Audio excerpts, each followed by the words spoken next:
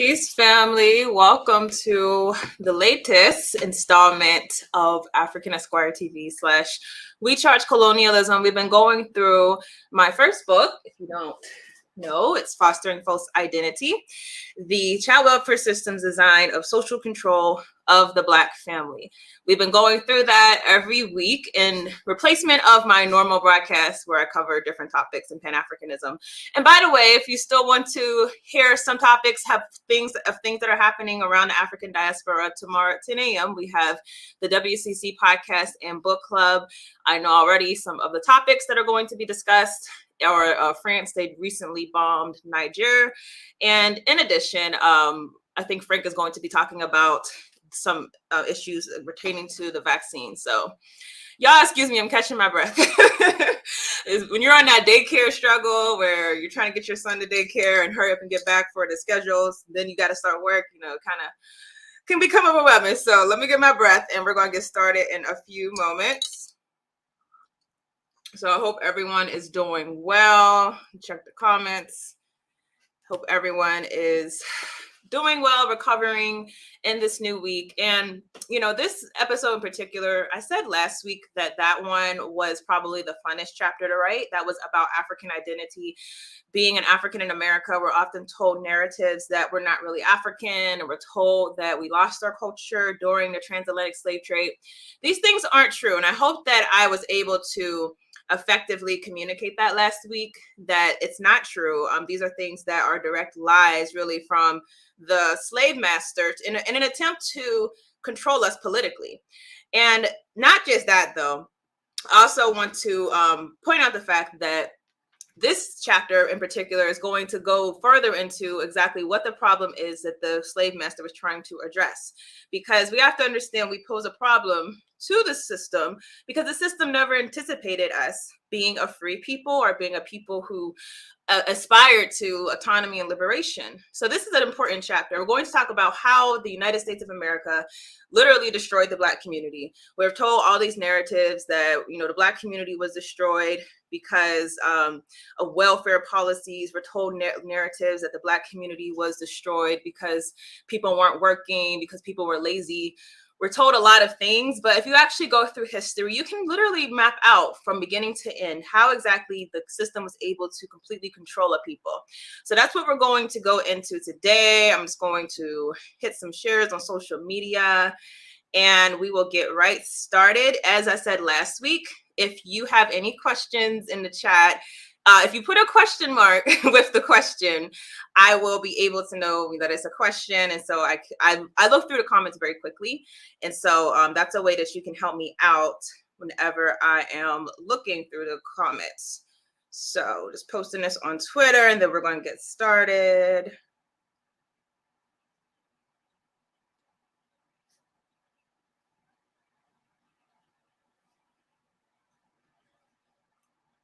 Okay, we are ready.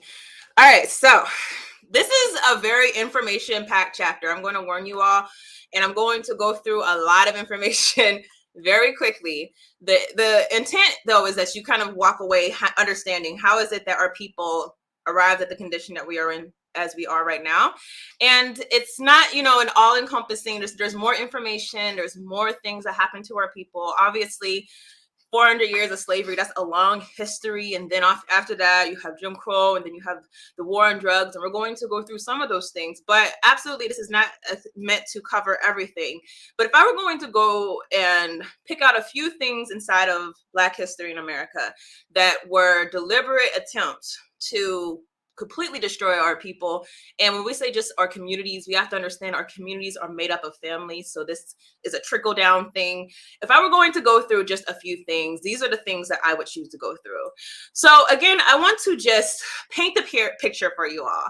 Please try, if you can, to think like a white supremacist. And I know that sounds very crazy, but if you think like a white supremacist, you'll understand what exactly they were trying to achieve whenever they purposefully did things to our community to destroy us. So when you're thinking like a white supremacist, imagine here you are, you've had these Africans, you've enslaved them, you've controlled everything about their lives. You controlled where they live, you've controlled who they could reproduce with, who they could marry. Are they going to live with their husbands? When are they going to eat? How long do they work?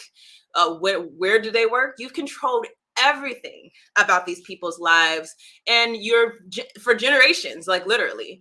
But all of a suddenly, there's this war, and you're forced to basically free these enslaved people. Now you have a problem, especially if you're inside of antebellum South. In many instances, you're in the minority.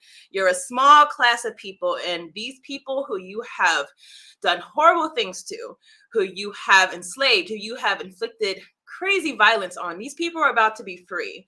Now, that poses a problem for you. So we have to understand from the white men's perspectives, we have been a problem inside of America, because America was never supposed to be a land with free Africans. We were never in the equation. In fact, that's why Thomas Jefferson, whenever there was this movement for abolition, he's like, listen, let's not keep these people here. Let's send them back to Africa, because in his mind, this problem that we've created, we've done horrible things. We've kidnapped these people, enslaved them, made their children our property as well. We've done humiliating things to them, raped them, horrible acts of violence, horrible, horrible things.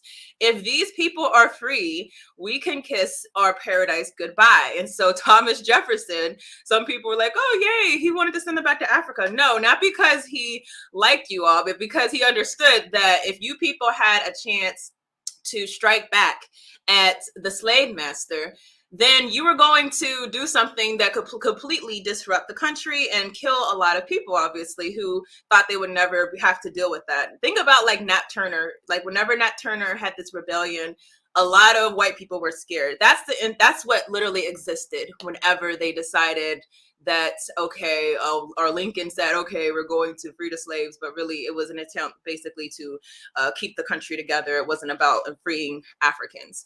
Now, as you see this problem, we're going to go through what happened from the Civil War, and we're going to bring this up to modern times. Now, again, this is the Black problem.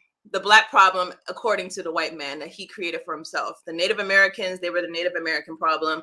The European immigrants, they were the immigrant problem. This is how he looked at the Black problem.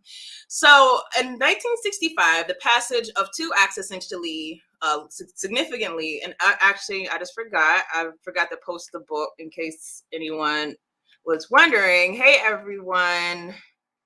See you all in the chat. I have to remember to post my book more, but Fostering False Identity. If I could find it on Amazon. Okay, here is the link for you all. If you have not read the book and you would like it, like I said, I'm going to cover some information that I talk about in this chapter. This is probably the most important chapter. Probably the next three chapters. The next one's pretty crazy, actually, are very information packed. So, this is a overview of things that I cover. And of course, there are other writers who go into detail on these specific issues. So we're at 1865. You have the 13th and the 14th Amendment passed. 13th Amendment, in slavery for persons who have not committed crimes. We know obviously that they put that crime part in there to have a backdoor way to still enslave us. Then the 14th Amendment granted these enslaved Africans citizenship, which is a huge threat if you think about the white man, because citizenship means that you have to have the right to vote. So these people, not only did they see possible violence happening from these horrible acts that they have caused to us, but they understood that they could lose the thing that they prized, white supremacy over these lands that they came and colonized. So this was a huge problem to them. 4 million formerly enslaved Africans, that's the number that is estimated. When it comes to those times, let's never take any number and say, oh, this is the correct number, because the records are always fickle, but they approximate 4 million Africans who are enslaved. All of these people haven't received the education. I'm sure a lot of them were pissed and ready to do something about what was done to them. And obviously they were poor. They didn't have jobs. Like, all of these people are now released at one time, and here you are, white supremacist man, you're trying to look for a way to ensure your survival and your supremacy. That's what it's ultimately about.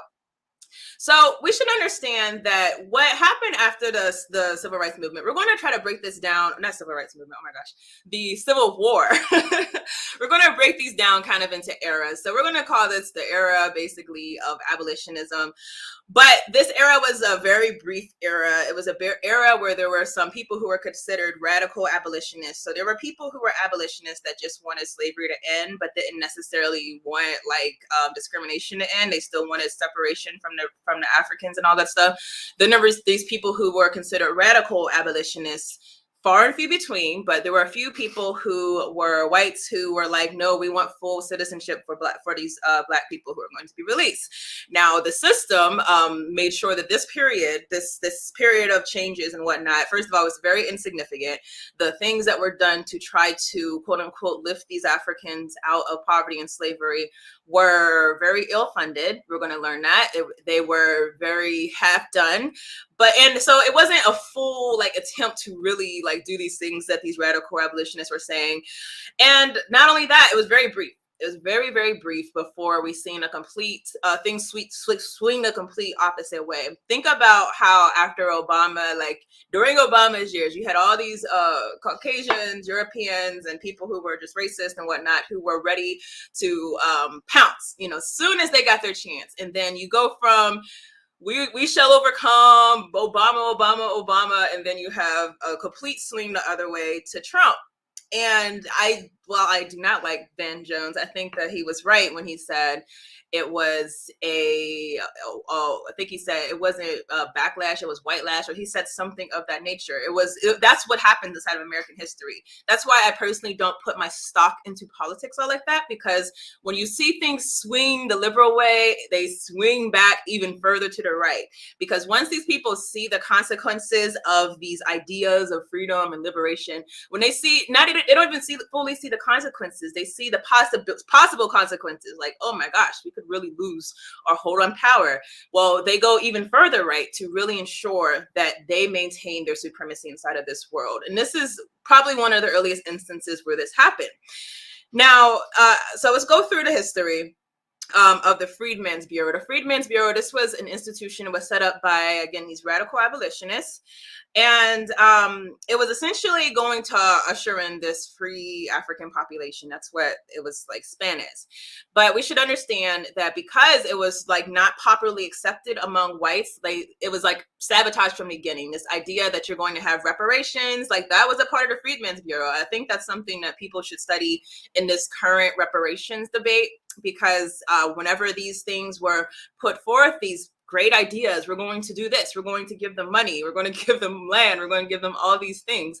Why is it that it's so easy for these promises to go out and for even laws to be passed to back these promises, but it's so easy to be undone? And that's kind of the problem whenever you're still living in a white supremacist society. Even if they grant you, quote unquote, some type of compensation, or they try to make things right, and I never believe that their attempts are full-hearted, but even in those instances, it could literally just be a change of administration, a change of voting patterns. Literally, it could go from being the Democrat in office and just like that being a Republican in office. If you hear what's happening in Washington right now, a lot of people think that Joe Biden, whether or not he runs again, if it's Kamala who tries to take the seat for him, that's going to be a one term presidency, because things swing and they swing back. So we have to think, if compensation, reparations, if that's your goal, and I think it's something that we all agree with, how do you ensure inside of this white supremacist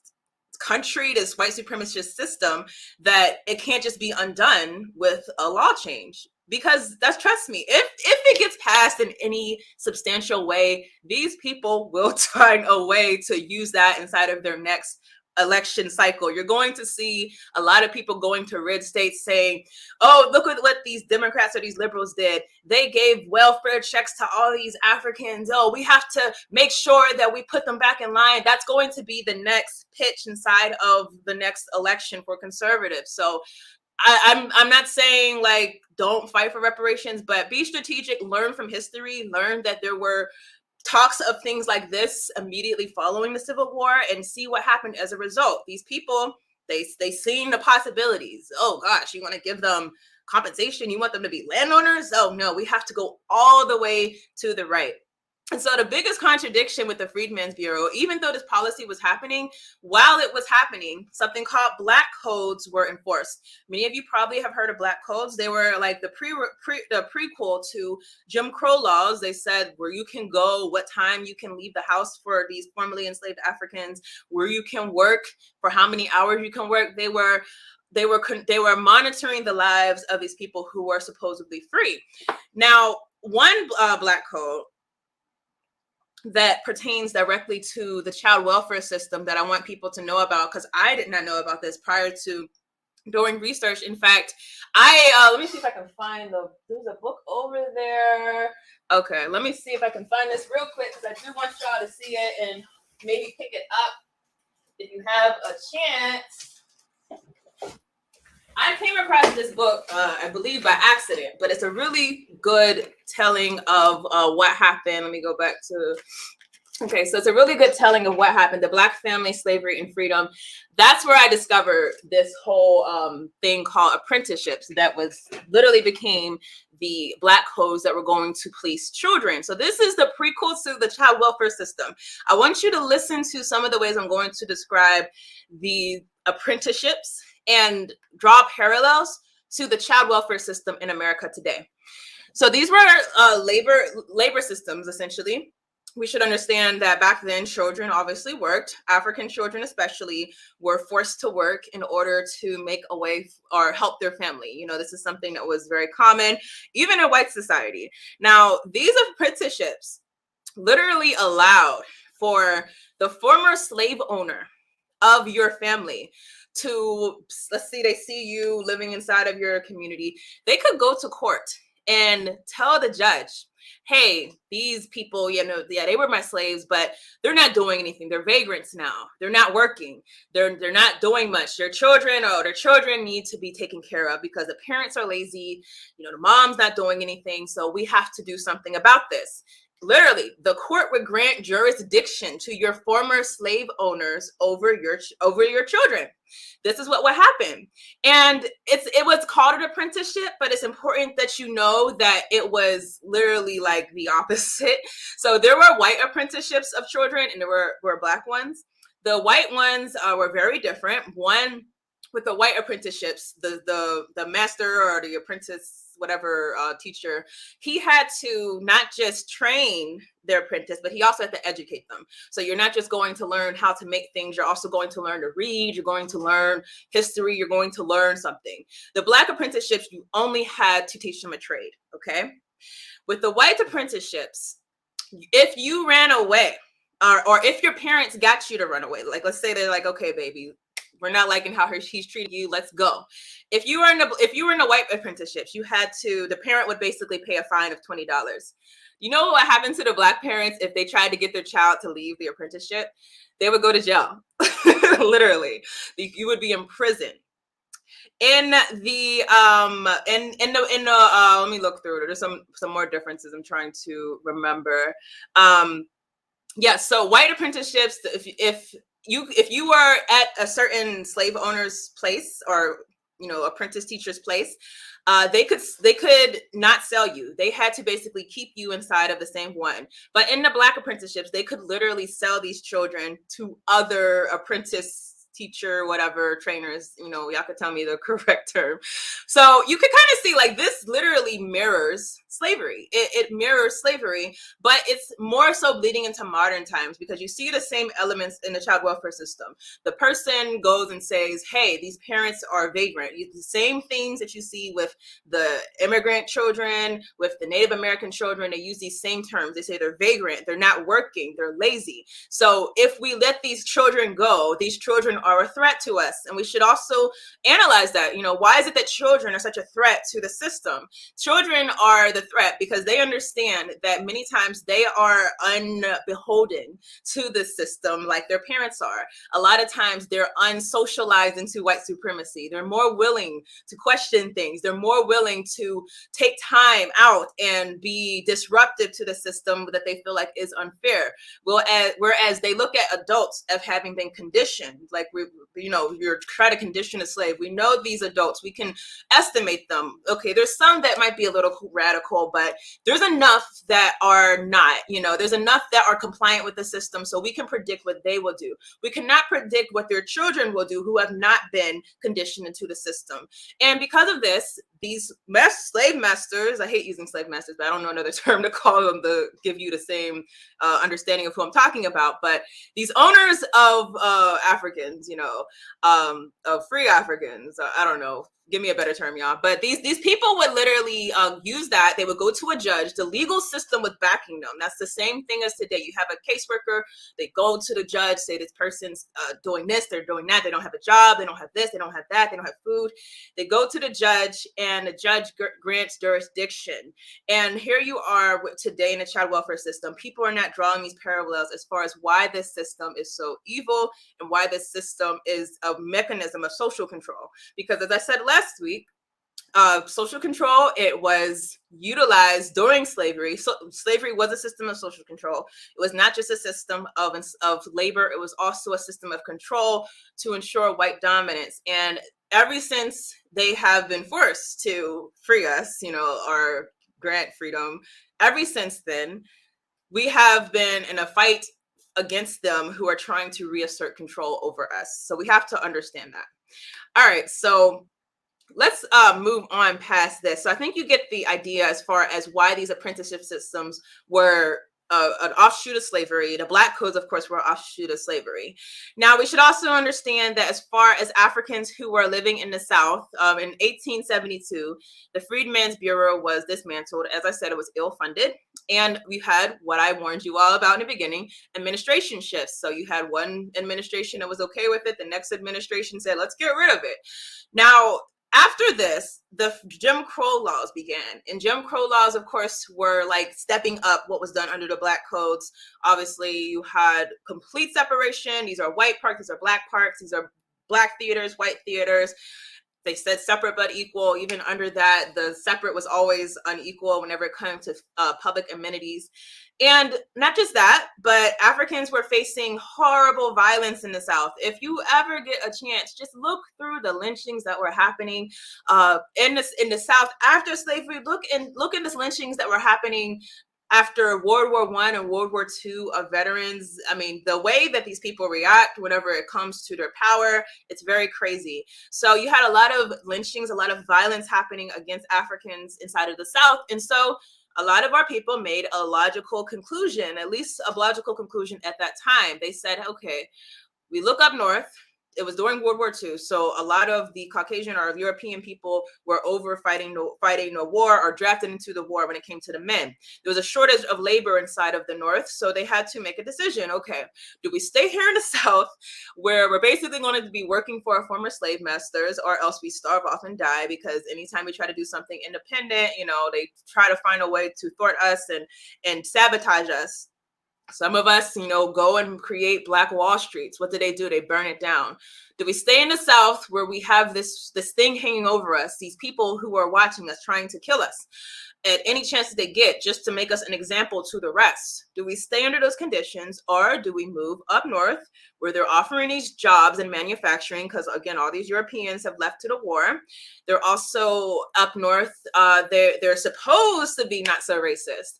We find out that that's not true, but they don't have these Jim Crow laws. So at least, at that, we don't have to deal with Jim Crow. They made the logical conclusion. You had people say, nah, we're not going to stay in the South and be subjected to this. We're going to go up north. So the internal migration that happened was the largest in American history. You had 6 million Africans approximately leave the South and go to the North. So we should understand, when the Africans left the South, in the South, they were a problem. The problem was you were never supposed to be free. You are now free. We have to do everything we can to make your living hell, literally. That was the problem. That was the answer for the white slave master. But the people are now, or if we use the analysis that I use commonly, the internal colony, the colony was now moving up north. So the North now has a problem. The North says, dang, these people were not supposed to come here. They're supposed to stay down there. And now they want jobs. Now they want freedom. They want political control. well, you see that the system follows them. It follows them. It doesn't leave them inside of the South. It just morphs. And as we know, inside of the kind of like how things are nowadays, back then inside of the North, it was very hidden racism. Actually, I wouldn't say very hidden. It was more subtle, but it was not hidden necessarily, but it was very present. And I would say systemically, it was equally there. So I'm going to take a break right now for any questions heading to the chat. I'm going to drink some tea while I read through.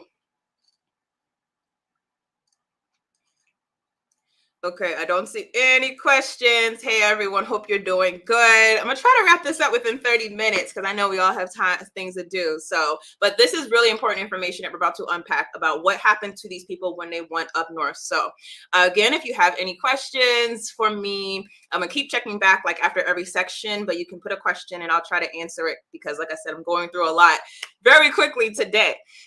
So, okay, we have the problem. The Africans, they were supposed to stay in the South. Now they're in the North. How does the North react? They don't do what they acted like. Like they acted like the Civil War is about slavery. Oh, we want there to be all free slave states. It was not about saving Africans. It was about their own political control. So now that you have these African people coming to the North, they have to figure out what to do. So we're going to go through some of their answers to the Black problem. The big one, of course, was the ghettoization of the African community. I want everyone to understand that when you go through a Black community in America, you see things, you see poverty, you might see rundown housing, you might see drugs. If there's anything I want you to get from this video, it's that was literally intentional and planned. It did not happen by happenstance. And I have to really press that because growing up, not having an understanding of the history, you almost think that we just like left slavery and we're just like, oh, we don't have education, we don't know how to do anything, so let's just create these ghettos. And like that's what you assume because you don't have any other reference, you don't have any other history, and it's a false assumption. I hope that we understand that, because literally every single thing that was done to keep us isolated inside of the ghettos, to flood us with these drugs, it was all intentional. So we have to understand that. We have to teach that to our children and understand that there's nothing inherently wrong with us. There's something inherently wrong with this system. So we're going to first start with redlining. I'm sure many of you know about redlining. I will not go into detail about it, but I will just hit the main points. Basically, during the 1930s, the FHA, Federal Housing Authority, they began this practice called redlining. Now, keep in mind, this is, again, you have a lot of these Africans who are up north, and some of them are basically starting to clash with the whites as they return back from Europe when they were coming back from World War II. So you have them redlining these neighborhoods. Essentially what they would do, they created these laws where they would color code our communities. So they would say, oh, this community where all these Africans, Blacks are living, let's make this like red. And then you had, I'm gonna read the color codes actually. So it was a map. The green color would be for the best houses, blue would be for still desirable, yellow would be for definitely declining, and then red was hazardous. And of course, red was where our people were living. Now, this is very significant because the FHA were giving out loans to people who wanted to go and build their communities, go and buy houses, do things like that, pump money into their communities. They would literally give all this money to these whites. And that's another thing I want to emphasize, because there's this false narrative that Africans, like, we're the problem. The reason why our communities are the way they are is because we didn't do like the immigrants, we didn't do like the white people and build. These people had assistance. They had government assistance. This is something that we should understand. So they were getting money to rebuild their communities, to invest in their communities. But anytime one of us would go and say to these banks and say, hey, like, we want to get something so we can fix up our communities, so that we can renovate our house looks like horrible, buy a house, anything, they would get denied. And so obviously over time, what you see happening is that these communities became more and more decrepit. Redlining is very directly linked to that. There's a book, I'm sure most of you may have read it. It's called Color of Law. It goes into deep detail on this subject, but I just wanted to hit the basics. Understand, anytime that you go to a ghetto community in America, almost always that community was redlined. So it was literally meant to be what it is today. Also, kind of, I would say directly related actually, is the GI Bill in 1944.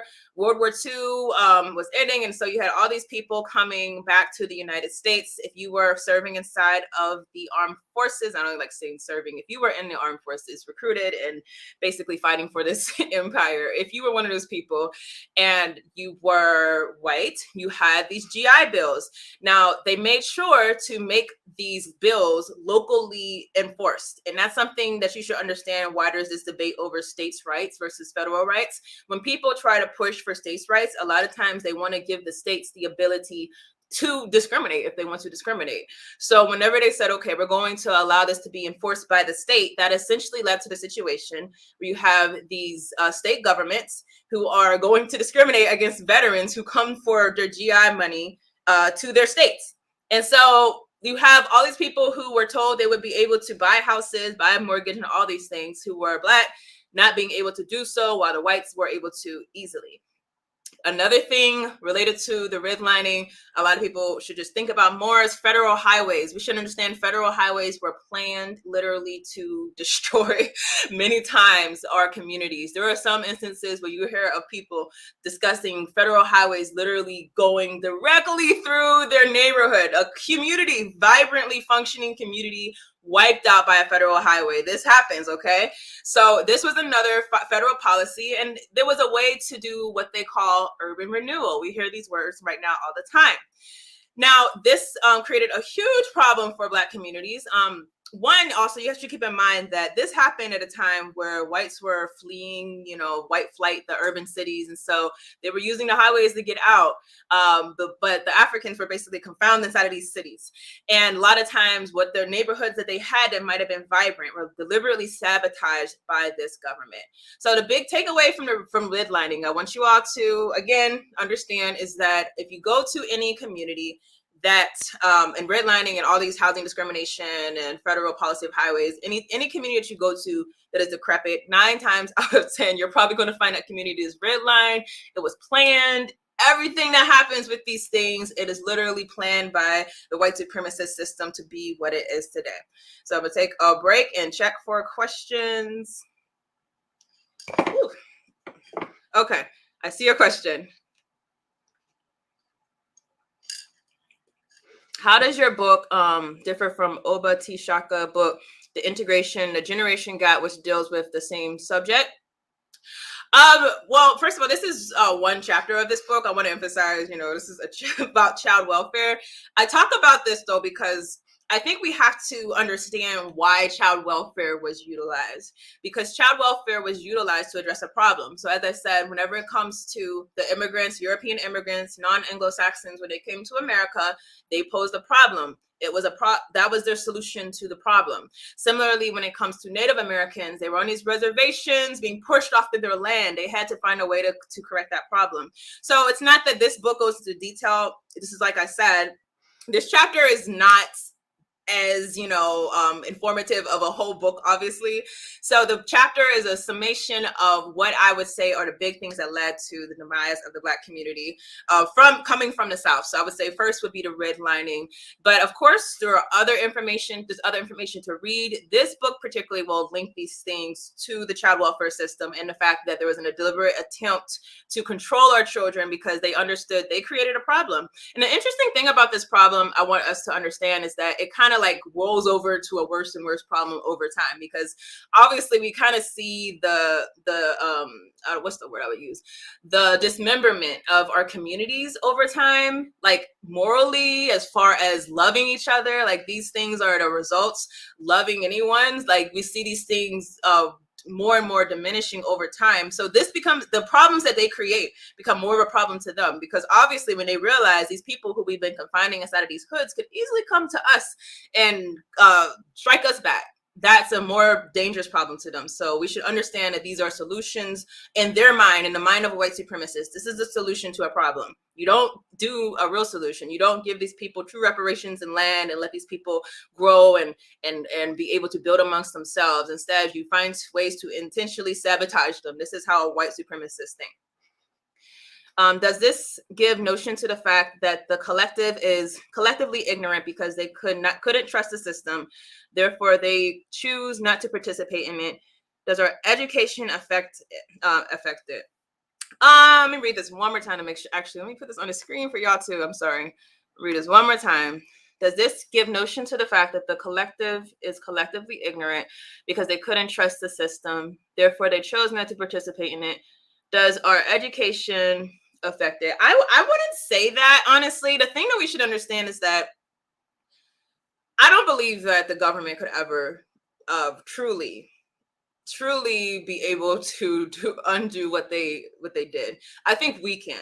Now the government owes us some basic things in order to do that. Absolutely. The land that was promised, that is a necessity. We can't become free and autonomous, living living inside of a landlord's home and try to, have some type of power.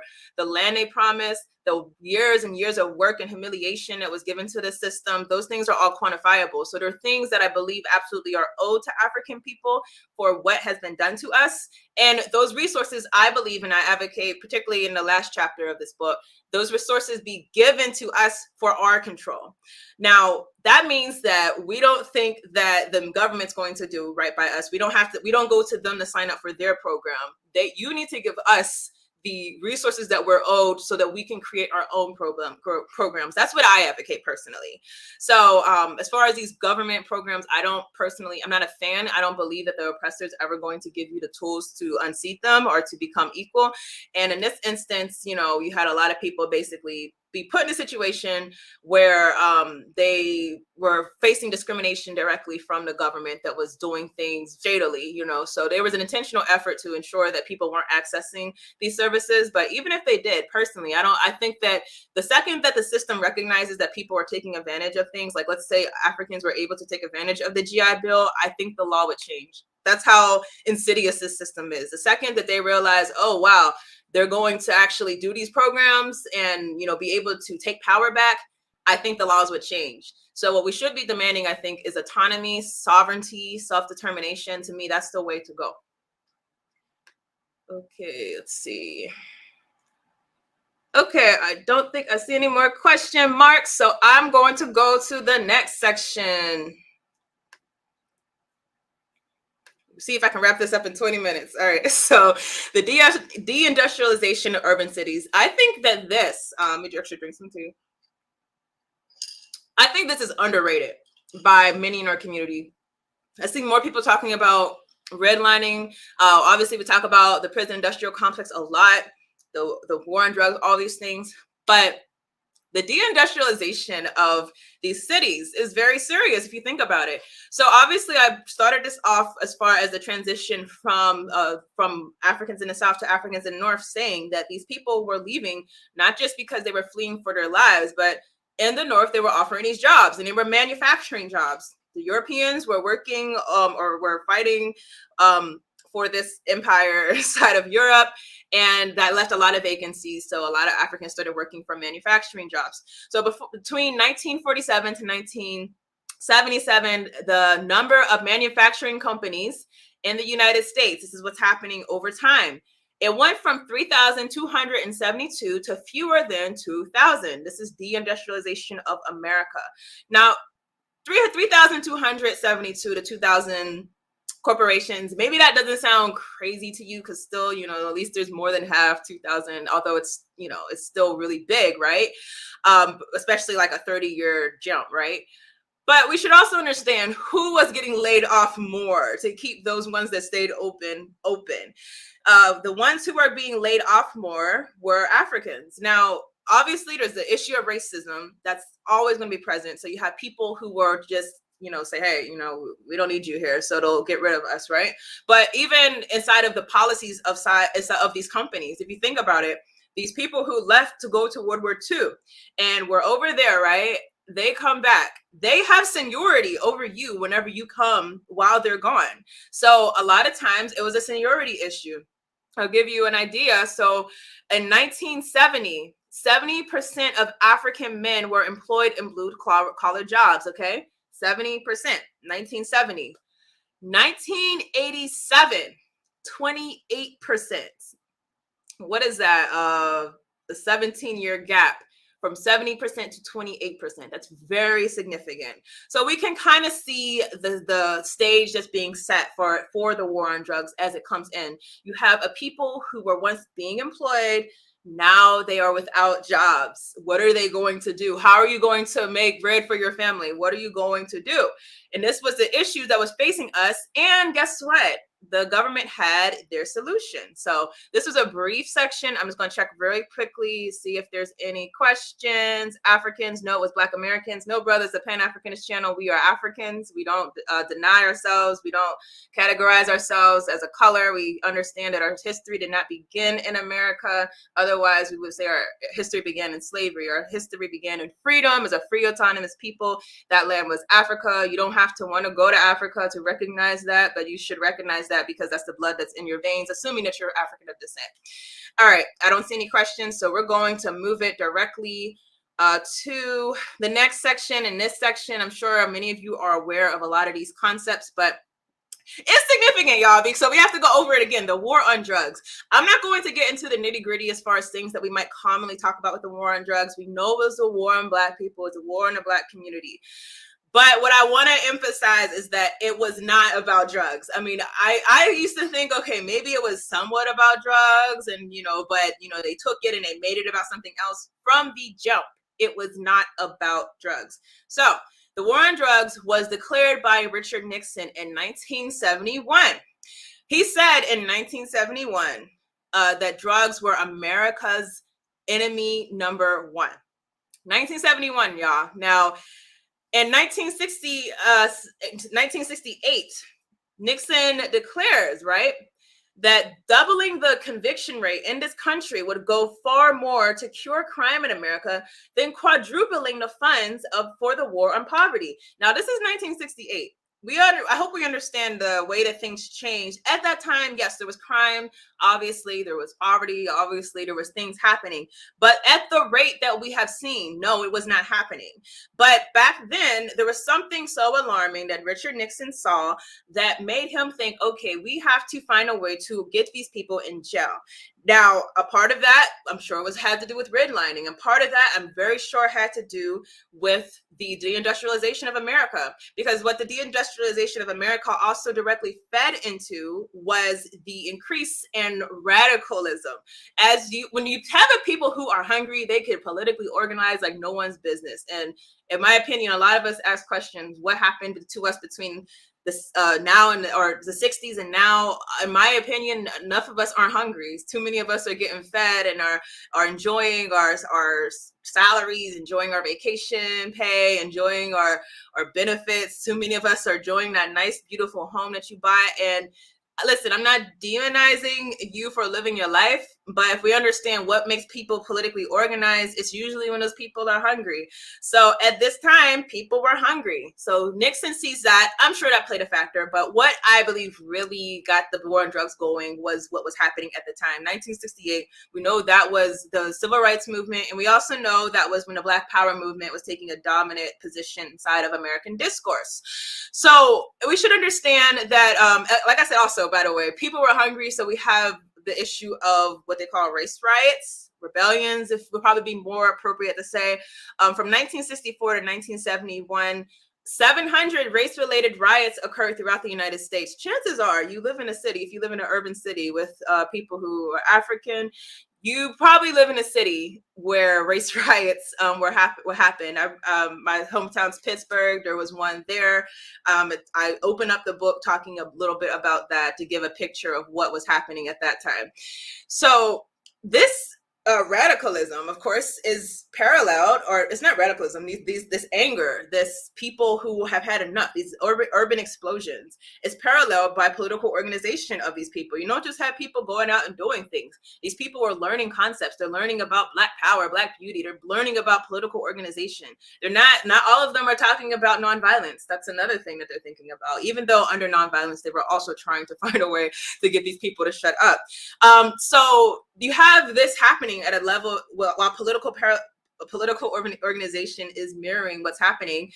COINTELPRO recognizes this. COINTELPRO has been in existence obviously for a while, but at this time it recognizes that they are literally facing the biggest threat to their dominance. So I'm just going to read a small snippet. Hoover sent out a memo to all the FBI offices in 1967. It tells them to expose, disrupt, discredit, misdirect, or otherwise neutralize Black nationalist hate type organizations. He specifically names the Student Nonviolent Coordinating Committee, the Southern Christian Leadership Conference, Revolutionary Action Movement, Deacons for Defense and Justice, Congress of Racial Equality, and the Nation of Islam. Then in 1969, as the Black Panther Party is becoming more and more prominent, he puts out a message that the Black Panther Party is the greatest threat to the internal security of this country.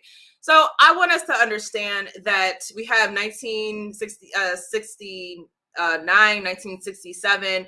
The war on drugs comes out in 1971. The war on drugs was not a reaction to drugs. It was a reaction to Black militancy. That's what it was a reaction to. It was trying to get these people to settle down. They say crime, but they're not talking about these petty crimes that you might see just one person doing one thing to one individual in their community. They're talking about the threat when it comes to property and comes to commerce, things like that, when it comes to their society. That's what the war on drugs is a reaction to.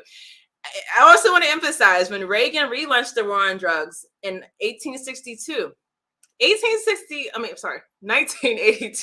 Sometimes y'all might notice I be reading numbers wrong. I'm not dyslexic, thank God, but I don't know. Sometimes I just be reading really quick.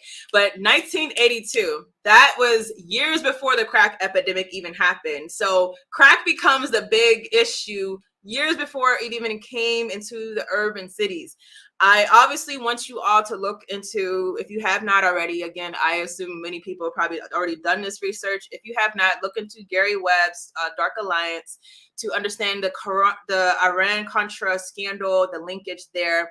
And one thing that comes out of this that's going to directly feed into the narratives that are going to be spun by the child welfare system are these horrible stereotypes of Africans being subhuman.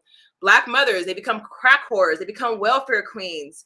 The Africans collectively, they're lazy, they're greedy. You have Black ghettos, you have crack babies, you have thugs. All of these type of verbiage is coming out of this. It's not just policy. These policymakers that are in these positions that are talking to the public are using derogatory ways to label our people, and they're doing it in hidden coded ways. So all of this is going to really set the stage for the child welfare system to come in. I want you to understand just very briefly, if you don't, as far as what happened during the war on drugs from 1975 to 1995, all 50 states in America enacted state laws which limited judges' discretion in sentencing for drug crimes and violent crimes, mandating 5-year minimums, 10-year minimums, 20-year minimums, or even life minimums. From 1972 to 2007, United States incarceration rates more than quadrupled. Then you had today, obviously, I hope we all know that the United States of America has the highest incarceration rate in the world by far, holding more than 2.3 million people in prisons and jails. And obviously, I hope you also know the disproportionality of those people being African. 1 in 12 African men aged 18 through 64 are incarcerated, as well as 1 in 36 Hispanic males that are in that age group, compared to only 1 in 87 white men. So that was a summary. Obviously, the war on drugs goes way, it's way more than just those things. But I just want you all to understand specifically the points that the war on drugs, that was social control. That was a response to a condition that they seen brewing. They see the conditions brewing from these housing residential segregations, from economic castration, when you have these manufacturing jobs closing and they're not giving any type of help to the people. That was a reaction. That was social control. I want us to start using those types of words, social control, to understand more closely what the agenda is. Again, today we're putting ourselves in a mindset of the white supremacists. So, all right, going through some questions. It says, let's see. Let me make this bigger. Do you believe these relationships will breed a buffer class that will benefit the white power structure? And what can we do and what can we do it, because this government has done a great job of keeping us at the bottom. I think what you might be referring to might be like a bourgeoisie class of Africans. Let me read that again. I'm sorry if I don't understand. Will breed a buffer class that will benefit. Yes, I think that's what you're referring to, and I absolutely think that has already happened. As I said, part of the reason political organization is not what it used to be is a lot of us are comfortable. Now, being comfortable doesn't mean that you're rich. Like, obviously, there's been rich people before in the Black community, but being comfortable could just mean that you have a good, stable job. It doesn't mean that you'll ever be able to unseat white supremacy with that job or compete with white supremacy, but you're able to feed your family. Your kids are going to a decent enough school. You're making enough money to where you have something in your pocket. You have vacation benefits. You can do the basics things that you want to do. And even if you can't do it right now, you could save 3 years and be where you want to be as far as going somewhere across the world for 10 days. Like, you have comfort. Comfort is what was analyzed. If we know, for example, the Kerner Commission, they literally, if you look at the Kerner Commission, some people look at it as, oh, white society was trying to do right by us. No, they were studying how do we keep these people from rebelling. That's what they were doing. You hear them say, oh, give them more jobs, give them more education. Those are things to silence us, to get us to back away from these radical politics. So absolutely, I think that's what was happening.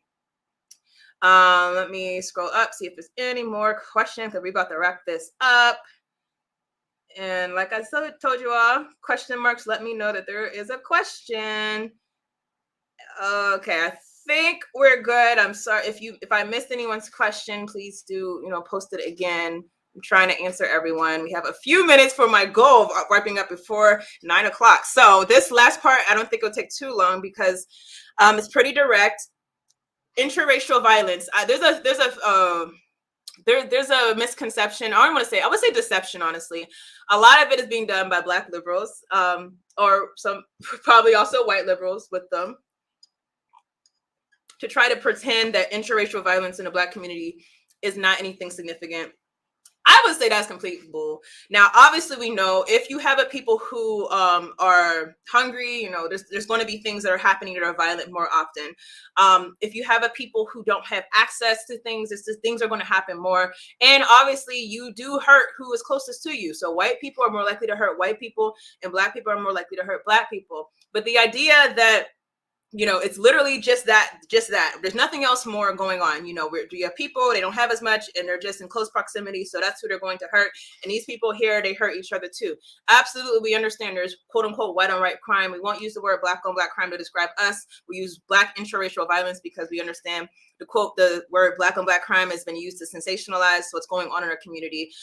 But if we understand the rate to where this is happening among our community, think about, for example, what's been happening with these rappers. I don't know if you all pay attention to things like that, but I mean, maybe like once a month, you hear someone famous getting murdered who is a rapper. You don't see the same things cross-cultural. You don't see the same things, whereas there's like literally this fear, this thing that's hanging over us. So I think we have to I understand we don't allow ourselves to be criminalized by the white society, but at the same time we have to allow ourselves, not having conversations out of our community, but in our community, among ourselves, by people who have a real stake in our community, about the fact that there are these disproportionalities and what we can really attribute it to. Now, just to give some numbers to back up what I'm saying, from 1965 to 1970, and that's the other thing I want us to recognize, is that the rate of intraracial Black violence did not start growing at the exponential rate until after the Civil Rights Movement. Now, we were poor. Many of us were poor before the Civil Rights Movement. What happened between the Civil Rights Movement and after, or from the period of the Civil Rights Movement and before? What happened that you had the rate jump? Okay. I'm going to tell you what I think happened as far as the psyche of what was going on with our people. But from 1965 to 1970, the murder rate in the United States quadrupled, with the highest murder rates occurring in 1980s and 1990s. We obviously noticed war on drugs obviously played a big role inside of it.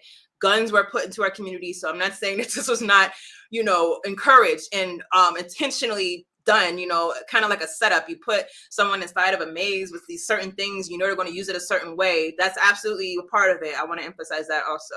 Now, according to the Department of Justice, between 1980 and 2008, while Africans have only occupied 13% of the population, 52.5% of homicides were committed by offenders who were Black, with the offending rate for Blacks being 8 times higher than whites and the victim rate being 6 times higher. So again, it's not like, oh, you know, we're not doing this in, you know, Black interracial violence is not a serious problem. No, this is a serious problem. And I hope we understand these statistics to mean that the lie that's saying that, oh, we don't have to worry about this problem, it is a problem. But the way to fix it is not what white society is going to tell us. I'm going to go to Dr. Amos Wilson. He has a whole book. I have it over there, but I think I have to dig it out. Okay, I'm going to grab it, actually. I see it right there. Black on Black violence, the psychodynamics of Black self-alienation in service of white domination. Read this book, y'all. I mean, this book is, you know, Dr. Amos Wilson breaks this down like nobody's business. So this book will really revolutionize how you understand this problem. He said, I'm going to quote from the book, "The violently oppressed react violently to their oppression. When their reactionary violence, their retaliatory defense violence cannot be effectively directed at their oppressors or effectively applied to their self-liberation, it will then be directed at and applied destructively to themselves." He says, Black men kill each other because they have not yet chosen to challenge and neutralize on every front the widespread power of white men to rule over their lives. Think about what Dr. Wilson is saying right there. Now think about what I said. The rate of Black on Black violence, or I'm sorry, Black interracial violence, and getting that out of my vocabulary. The rate of Black interracial violence did not skyrocket until after the civil rights movement. What happened after that? What happened after the Black Power movement is that you saw people who were politically organized, who really believed in their hearts that there was going to be a change, that things were going to be different. They did not foresee what we're having today.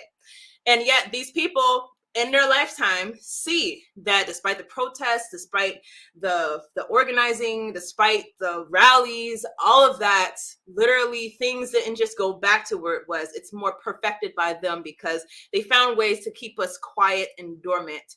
Those people, seeing that this idea of progress does not work, this idea of integration is just a fib, they become the self-alienated individual that Dr. Wilson describes. This is the self-alienated individual. He says he wants to turn the tables. He wants to become the hunter and not the hunted. He might not know who he is, but he knows he is not supposed to be where he is.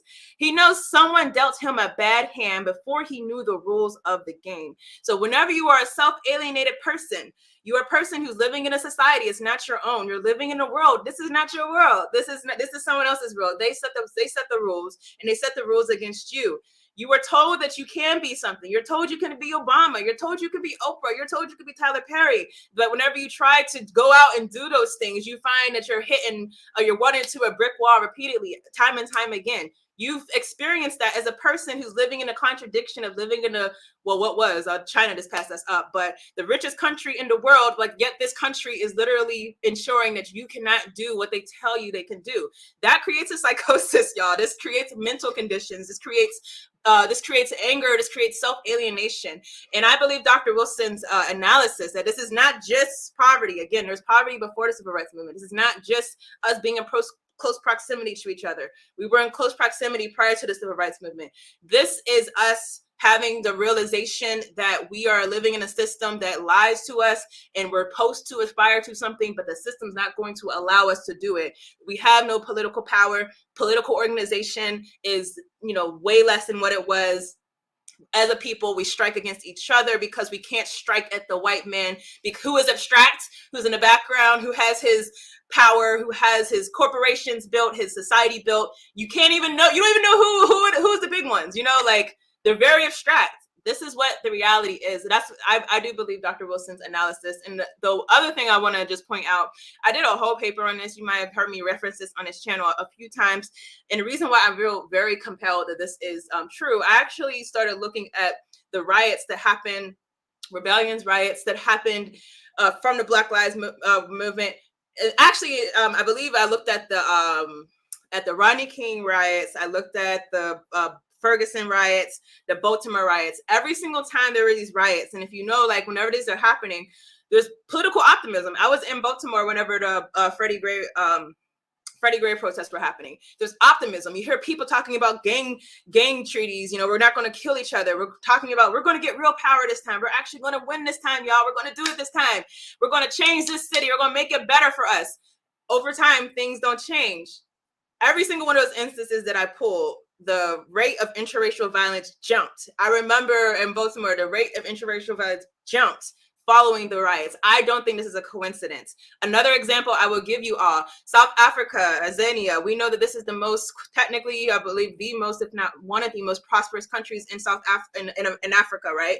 South Africa, although it has that, obviously has the same problems that we have as far as having a white rulership class. Following apartheid, interracial violence, apartheid, this is a society that's supposed to be rich and developed and all these things. After this apartheid time, I also talked about in this paper, the rate of interracial violence jumps inside of South Africa to the point where interracial violence in South Africa is highest than any other part of Africa. Any other part, like literally, we're talking about all the parts that are poor. Interracial violence in South Africa is higher. We're talking about interracial violence, obviously not connected to war. We're talking about literally like you see your brother, your sister, and whatnot, like not like war violence. It's the highest in South Africa than any other part of Africa. Now, I think that has a lot to do with South Africa being such a prosperous country. You see people, if they go on vacation to Africa, they want to go to South Africa because they want to stay in these nice hotels and all these things like that. We hear people who are successful, you know, or the image of success that's painted inside of the media inside of South Africa. It's supposed to be this beautiful place in Africa that's developed and all these things, these contradictions. You're told you can be what you want to be, yet you are literally locked into these townships. You're locked into poverty. You're locked into these ghettos. The self-alienated person, they see their oppressor, but they can't see their oppressor. And so who do they unleash violence on? You do that to people who are closest in proximity to you. And also drawing this back to the child welfare system, I'll just say that we should understand that this occurs in our families. It's not just, you know, something on the streets between brothers and sisters. Like this is something that occurs in our families. Obviously, if you're traumatized, like you're more likely to inflict that trauma on other people. As a parent, you know, you might just have a moment where you just snap. These are things that happen and that replicate. So we should understand. You might see a African parent hurting your child, or you might see a African person hurting their spouse, something like that. This is not intrinsically African. A lot of us are reacting to our oppressor. We don't have a way to neutralize our oppressor, but we have people who are near us. These are the things that replicate with white supremacy. And that's why we all need to heal. We all need community healing. And I hope that I drew that picture as clearly as I could for you all. So let me just say before I jump to see if there's any questions. Next week, we're going to be talking about the politics of Black assimilation. So this chapter, very information-packed. That chapter, very information-packed. There's going to be some revelations next week that when I found it out while I was doing this research, I was kind of like, wow. And Black assimilation, this is essentially when we wanted to be white, you know, when we thought it was best to be white. And we literally took that as being the mantra of our movements. And this chapter and then the one after it, where we kind of really break down step by step how did our families become inculcated into this child welfare system, is also a very important one. And of course, the last chapter we'll talk about the solutions, because we've talked about the problem for a while, right? So we want to talk about solutions. Woo. All right, y'all. So I'm checking for questions. Let's see. The belief that integration by African people was a fallacy. Oh, let me put it on the screen. Sorry, everyone. Baruti said, Tierney, are you suggesting that the belief in integration by African people was a fallacy such that its failure to lead to despair, crime, and anti-high culture in African communities? Absolutely. I think that's absolutely what happened. Now, was the white man so strategic that he understood that this was going to happen? I don't know. I would not be surprised, because as we have said, he's literally laying the foundation for us to destroy ourselves. And so interracial violence is absolutely, I believe, linked to powerlessness. If you're powerless people, what do you have to aspire to inside of this society? So that's absolutely what I'm saying. It said, when we once said to be white, are there still white worship? Yes, there's still white worship. You are right. I meant more so it was out in the open. Like we're going to talk about next week. There's literally a movement. Like y'all, we're not well, one, we're not African. We see that today, obviously. People are saying that, but taking it further, black is just a color. We're just like white people. We just have a different color. So let's just join them. That's literally the movement. In the civil rights movement and also in the child welfare community that we're going to talk about. We're going to talk about it because it basically plays a role inside of what we see a lot of African children being placed into white households. I'll read the chapter before the live stream. Yes, that would be great, even better, because that way you can ask questions if there's anything that you want me to go into more. And the live streams are very quick, so I try my best to cover as much as I can.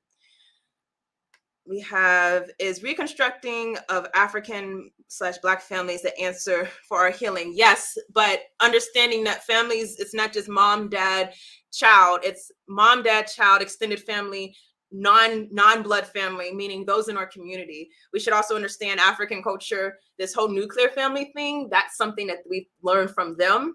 African culture goes beyond the nuclear family. So I don't think it's just a family. We have to understand a family means your neighbors, your people. The more that we understand that, the more we'll be able to heal and be able to build and actually try to do something that's going to be revolutionary. We can't do it, but household by household. Yes, it takes a village. Absolutely. Let me see. I'm just scrolling up, see if there's any other questions. Oh, Shakara, how are you? He says, Black conservatives promote the idea that the rise in interracial violence is simply a matter of less fathers in the home, which an issue of, sorry, I'm messing up your question. An issue which is, of course, related to the welfare state. What do you say? I say that is bull. We're actually going to go into that, is it next week? The week after next. That's where we're going to talk about the child welfare system, things that were spread. A lot of that comes directly from the Moynihan report, which was inspired by E. Franklin Fraser's report on the Black family. E. Franklin Fraser was another person who did not want to align himself as African, wanted to distance himself from his African culture. And these were things that were done to explain away why we're inside of the conditions that we are in today. But don't get me wrong. Let me first and foremost say, African fathers, Black fathers, you are needed. We need our men in our community. We need strong men. We need loving men. We need men who are going to partner as we heal each other. We absolutely need that. There's no person inside of the African family who is not essential. I know there's a kind of like a attitude towards a lot of our men that you're not essential to this. You are absolutely essential. That is not a narrative that I would ever push on this channel. But let me say that the whole narrative that conservatives use, I think that it's overspun, because I think that a lot of it, first of all, is trying to paint this picture that the Black familial systems are broken. So, for example, a lot of times, yes, we have horrible situations because of the economic castration where the father might not be in the home. But a lot of times, especially in prior times, it might not have been the father in the home, but you had the uncle in the home. You had the grandpa. You had grandma. You had a family network.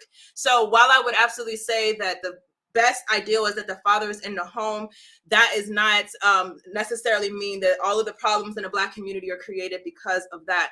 I absolutely think that having male figures around for the children is absolutely important, but we can't allow these people to weaponize that and do what they're trying to do. They're trying to paint this picture of us being inherently defunct. So I'm going to go more into that, like I said, the week after next. Scrolling up, looking for questions before I wrap up. And okay,